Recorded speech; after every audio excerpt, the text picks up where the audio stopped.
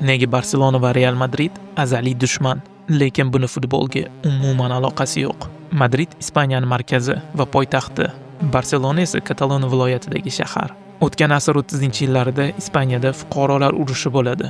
G'olib chiqqan diktator Franco unga qarshi chiqqan hammani, jumladan Barselona prezidentini qatl qiladi. Kataloniya bayrog'i va tilini ishlatishni taqiqlaydi. Rasman Francoga qarshi chiqa olmagan barselonaliklar futbolda o'z alamini olishga harakat qiladi, lekin bu ham uzoqqa cho'zilmaydi. 1943-yilda Copa del Rey yarim finalini birinchi o'yinida Barsa 3-0 hisobida yutadi.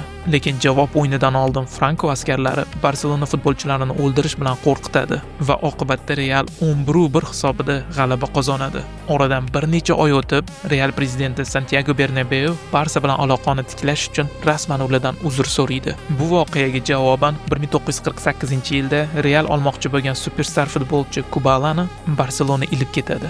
Lekin oradan 2 yil o'tib, Alfredo Di Stefano uchun kurashda Ispaniya hukumati yordami bilan Real yutib chiqadi. Keyinchalik u Real bilan 5ta Chempionlar Ligasini ketma-ket yutgan. 2000-yildagi Figo voqeasini hamma eslasa kerak.